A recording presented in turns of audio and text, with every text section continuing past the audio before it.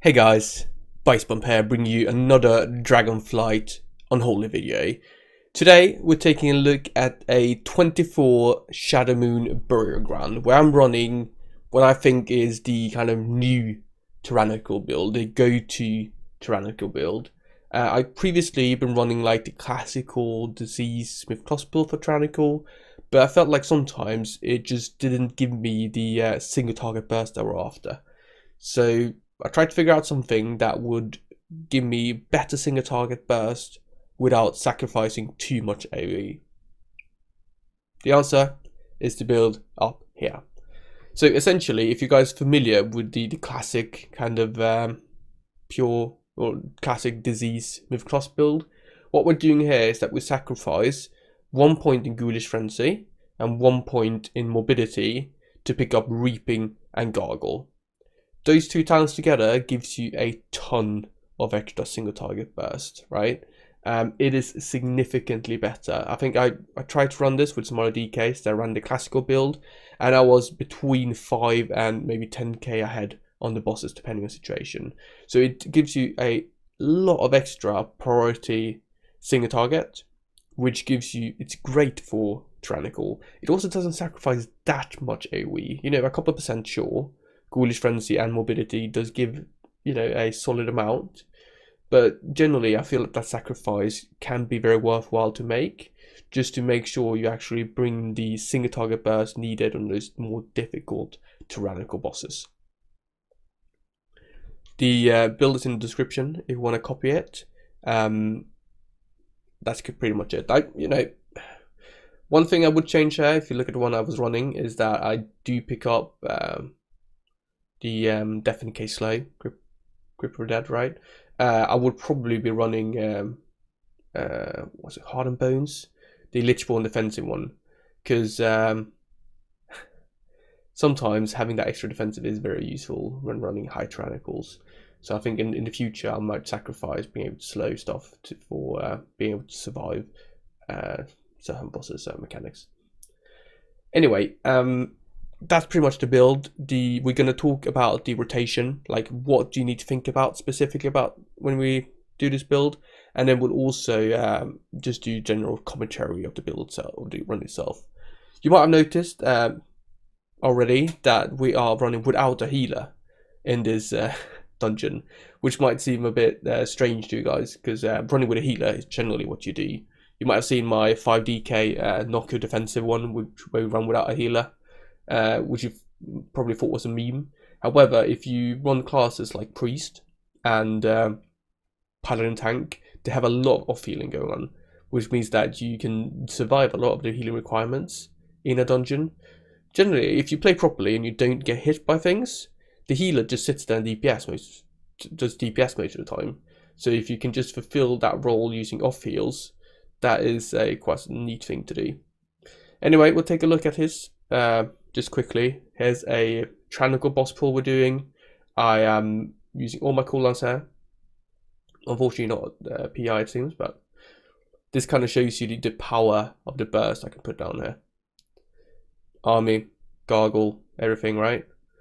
We're currently at 120k, 100 and almost 30. I think in ideal scenarios, I didn't use my potion there for some reason, I don't know why. Anyway, in an ideal scenario where I actually have my cooldowns instantly with Lost, you will hit 150k burst with this build, around that kind of value, which just gives you an indication of how good it is, right? Makes it much easier to deal with, you know, hard bosses, essentially. When it comes to gear, I think the staple in this build is Puzzle Box. You want to have Puzzle Box because it synergizes so well with your 3-minute burst window, right? We are going to align our army and Gargle over 3 minutes as much as possible. And having Puzzle Box for that burst window is just such insane value. So if you don't have Puzzle Box already, go and get it, because you need it in raid anyway, and it's just incredibly good. For passive trinkets, right, I'm running Grief Torch, which is, I think it's a good kind of on-use priority damage one, but I think something passive would fit this build better, like Hunger and Pack or Incarnate Idol, that kind of thing. Right, everything else kind of the same. We have Rune and Fallen Crusader as always. We have when it comes to stats, I think this build is generally a little bit better with more haste.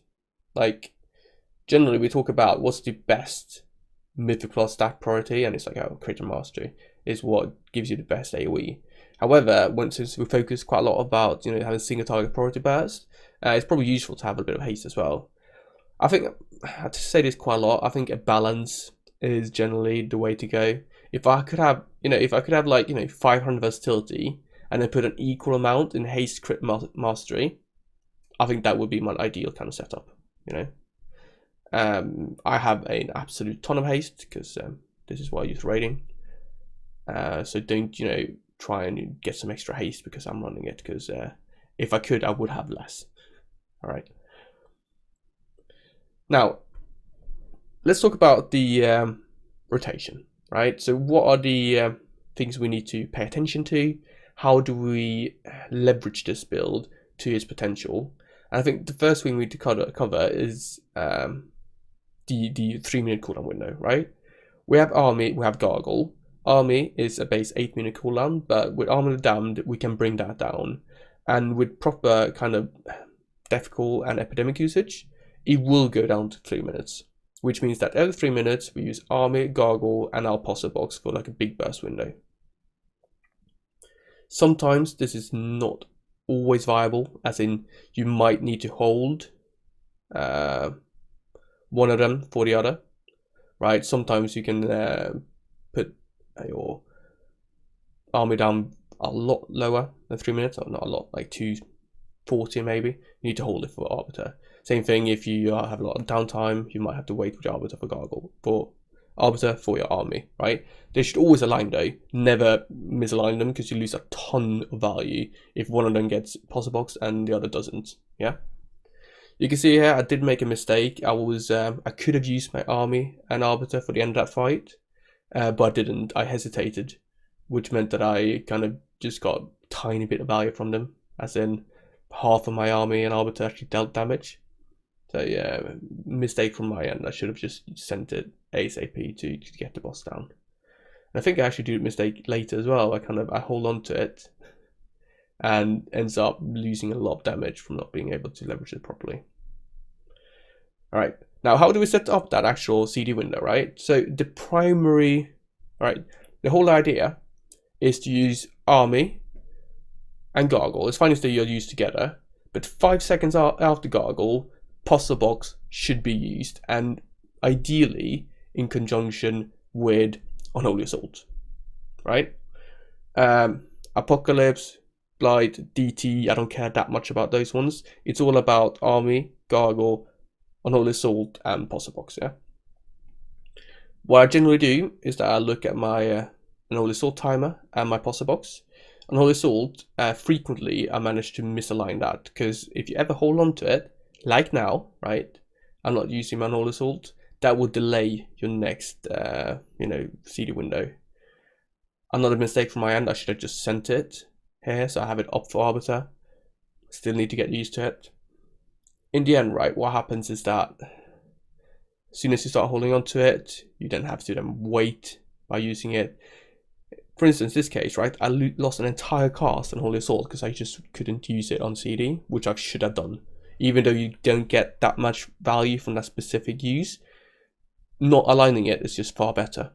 So something to learn from Biceps, just send your Unholy Assault, even though it's like end of pack, even though it's like one target, just use it, because if you don't, it's going to misalign stuff later and make you lose damage overall. Alright. Other than that, the rotation is very similar to the classic disease build. Let's just cover it quickly, because it's something I think it's important to deal with. The general opener for any given pack is very similar regardless of situation. You start out with a Naked Skirt Strike. This is specifically to get your... Oh, hang on, sorry.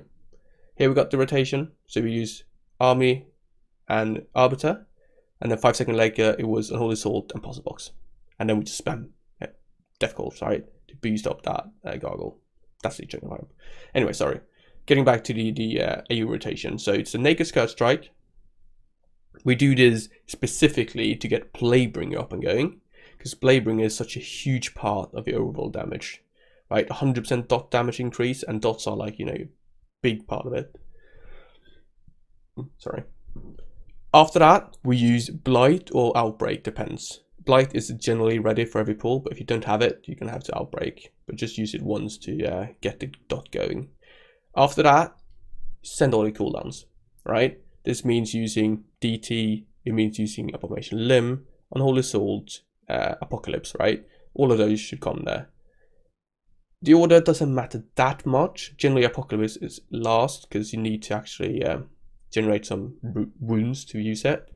If you don't have Unholy Assault, right, you're gonna press a Festering Strike instead of Unholy Assault. It depends a little bit on the situation. Sometimes you do double Festering Strike if you have the runes available, but if you don't, a single Festering Strike and then like a 2 wound or 3 wound Apocalypse is also fine. You don't want to end up in a situation where you're kind of sitting and waiting to get runes back to Apocalypse. It would just delay your burst, and you don't really care about getting that many Apocalypse ghouls up and going. Alright, so you're done with the CDs, right? That initial Scourge Strike, Bladebringer, it lasts for 10 seconds. And generally, using all the cooldowns takes up like 6 seconds of that, maybe 5, 7, I don't know. What happens next is that you dump Epidemic, maybe 2, 3 ones, depending on the exact scenario.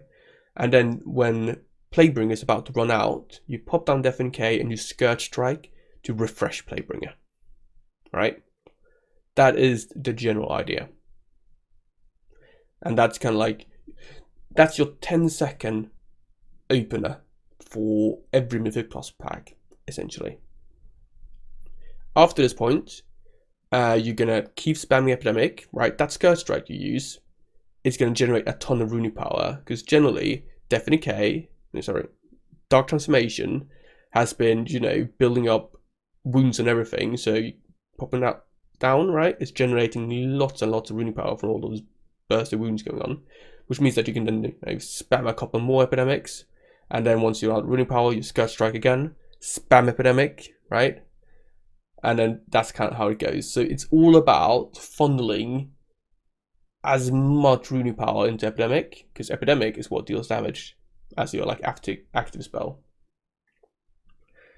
After Death and K is down, you know, you can pop down another one, keep going. If you don't have a Death and K anymore, what you do is you just, you know, Festering Strike and then Scourge Strike, and then use Epidemic where the rune power would generate.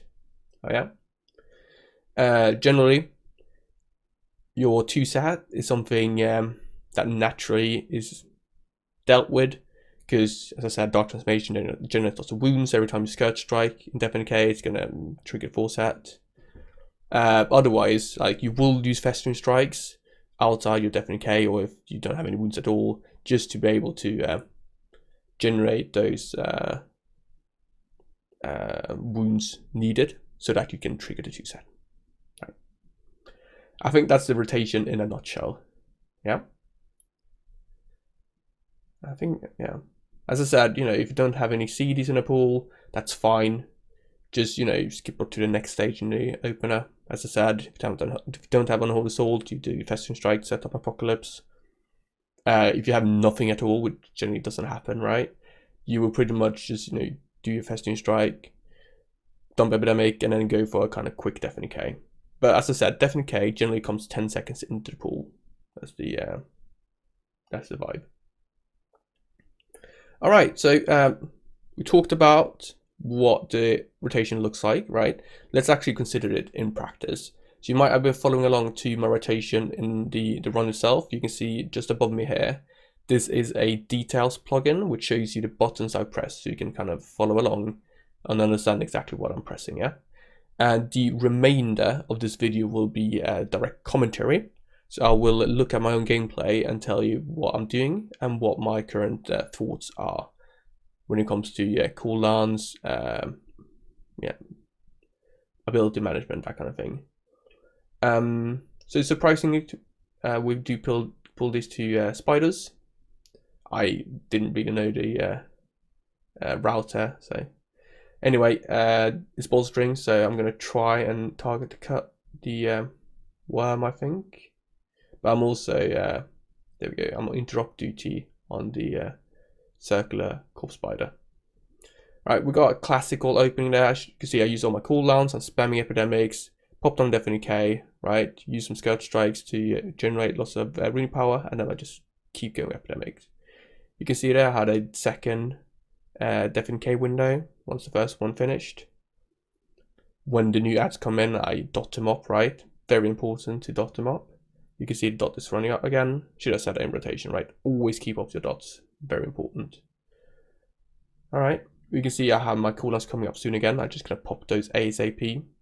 So, you know, Blight, DT, we have an Apocalypse coming down there. There we go. And then we just, you know, leveraging that runic power to deal that AoE damage. Playbringer run out, so I'll pop down FNK and do Scourge Strike to refresh it, right? I think Playbringer running out is an excellent opportunity to kind of get value from the Deafening K. Otherwise, what might happen is that you pop down Deafening K and then you don't Scourge Strike at all because you're, you know, doing lots and lots of epidemics anyway. Alright, so I know Bloodlust is going to be used on the next boss, so what I'm currently doing is I'm saving my cooldowns for it. I generally say, you know, just use your stuff ASAP. However, on High Tyrannical, being able to do lots of priority damage on bosses is very important. So actually saving that burst I have with Gargle Army is useful. The issue is that sometimes you end up saving it for too long. Like, if you know the route well, you can calculate in advance. I can know, okay, this is going to take me 2 minutes to deal with, so I know that I can use my CDs.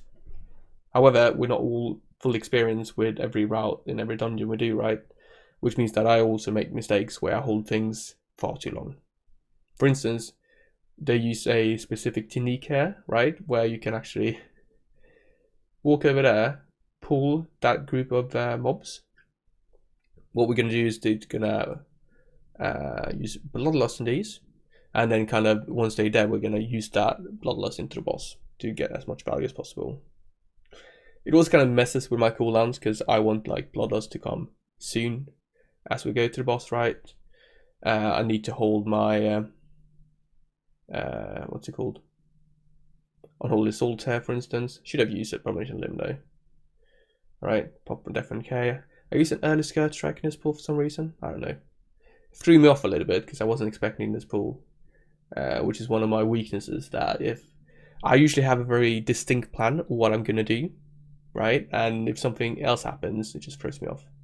Anyway, I'm looking at my Arbiter. So when I see it's 20 seconds, like it's right in there below my portrait. So I see 20 seconds. That's when I'm supposed to press Unholy Assault, right? And then now I'm just making sure I use my Death Calls as much as possible to buff that Arbiter. And there you go. It dealt 730. Generally, right, Arbiter will deal between 500 and 1 million every time you use it. If you have some luck with, what's it called? Crits, or if you get a nice thundering timing, it can go higher. 1.2 million, so on. It depends really, but that's should be your expectation. We see well, I'm kind of blasting this boss now. That opener burst is really quite good, and it's even better on like a bit lower keys because bosses last for a short amount of time. Your burst is a bigger portion of it, which means that you can leverage this build even more. Right? This boss is a bit of a snooze fest. It also kind of bugs out sometimes where it doesn't really use its abilities in the order that you get from your kind of whatever encounter add-on you get. Anyway, we are killing the ads as soon as they spawn. I'm going to dot them all up to leverage my multi-dotting capabilities as Unholy DK. Once that's done, we move on to the next one. We've got a pulling effect. I'm just going to use Death's Advance for that one, I think. You can see there I do get PI on CD, which is nice when you run with a Shadow Priest. I think that combination is actually really good. Shadow Priest and Holy, they work very well together, as you've seen in the MDI, of course. Alright, now it's just a bit of a snooze fest when we deal with this boss, because it's not very dangerous. The worst things that can happen is like getting inhaled, which also doesn't kill you, so you know, who really cares? The one thing you need to pay attention to here is the fact that explosives can knock you up when you stand in the kind of like puddle that the prevents you getting dragged in, and if you do get knocked up, it actually prevents it from holding onto you. You can therefore be inhaled, right? So pay attention on your ground when you stand there with explosives. No, what's it called? Volcanic, sorry. There you go. One note, which I unfortunately forgot to mention, when it comes to empowering weapon, previously I just sent that kind of with my coolness all the time. However, with this build, I actually want to save it.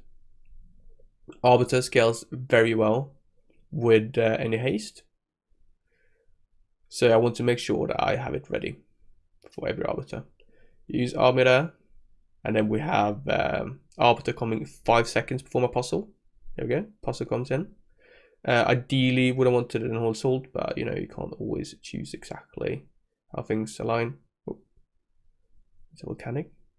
In hindsight, maybe I should have waited like, you know, 3-4 seconds to get better overlap, but it's fine. The thing is though that, you know, as you can see, this guy submerges all the bloody time, so I would have lost more casts if I actually did that. The thing I mentioned earlier in the pool, or earlier in the dungeon, with me missing out on like a full use, that was for the first boss actually, so hold on to my CDs too long, and that was a mistake. Alright, boss is about to drop. Well done team, managed to do that without any issues. We're now going to deal with the that 2-pack of ads, and then we're going to move on to the last boss. Unfortunately, this build doesn't do that well in 2-target plate. We are not taking improved Deathcall, and it's not something like we'd have to sacrifice Ghoulish Frenzy for it, and I'm not sure if that's worthwhile. But it's something to think about if you're running keys like Ruby Life Pools. Anyway, without an healer, you might think that this is going to be tricky for us. However, as an Unholy DK, or any DK, whenever you do one of those pulses, we just Death Strike once, and we are, you know, healthy. Not too difficult. There we go, we get it. Just Death Strike once, and we're back. Oop. Actually, I had Death Strike twice there, you know. Can you imagine? Anyway, make sure we use an Unholy Assault there as soon as we can. Still lost 15 seconds. It adds up, you know. Over an entire dungeon, delaying an Unholy Assault will end up delaying Arbiters, and you will lose out on casts overall because of it. So definitely something I should work on. Sometimes though, you know, you don't get enough. Your army, you know, cooldown isn't quite 3 minutes. It can be 3:30. So it evens out a little bit, but it's still something to focus on and try to improve. Final boss, this is actually the most tricky one. The AoE he puts down on the ground, right, deals a ton of damage. The range obviously gonna try and bait it outside, but you will see that the evoker actually goes down due to that, and I will be using quite a lot of death strikes overall, because it's like, it's this kind of damage that Unholy hates. Low ticking damage, you know, it's not something that you can effectively death strike up, unfortunately. So we do struggle a little bit with the survivability here, but we'll try our best. Dealing with a ritual dude. I think this game would fortified actually, so not too big of an issue on Tyrannical. Alright, I got my army, I got my Arbiter, you can see now. 5 seconds to an Unholy Assault, it means that it's go time. Pop my Arbiter, I use a couple of GCDs, and then I use my Puzzle, and then I use my other cooldowns. Pop my Berserking, Potion as well, well done. And now we're just blasting. I ideally should have made sure I used my AMS here. I feel like I could have generated some extra runic power to funnel there, but it is what it is. We've got Ritual Bones coming up. I need to be a bit careful about my HP, right? You don't want to start trickling down. Thing is, with Death Knight, right, if you need to survive on your own, it's incredibly important to stay at high HP, because what we can use to get, heal ourselves are big damage hits. If you're already low, right, you will just die from those. So it's very important to focus. If you want to be healthy, stay on high HP, because it means you can survive incoming damage far easier, right? Which is why you see me death striking quite a lot to make sure I get back. And I will also use my every time I use AMS, it's a great one. It will both soak up the damage, but it will count towards my death strike, which means that I can get double effect of gaining extra wounding power and being able to heal at the same time. You can see there, when you get these ritual bones coming in close to one of these spawned Gazars or whatever those are, that's when you can have difficulties and take a lot of damage. Alright, we got our next Unholy Sword coming down there. That was on point, much easier to do than a boss fight when it's a continuous fight. Let's see. Again, there we go.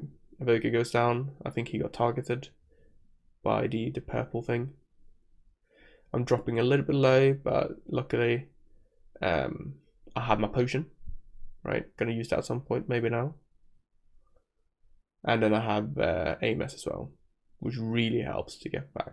You can see here we're kind of kiting back towards that thing, so I use AMS to help myself stay healthy. And you can see I take a lot of damage there. But it counts through AMS, so I can easily then heal myself back up. We have the Evoker unfortunately dying again. That time he died from the wall itself. It just means I get more Grief Torch procs, Woohoo.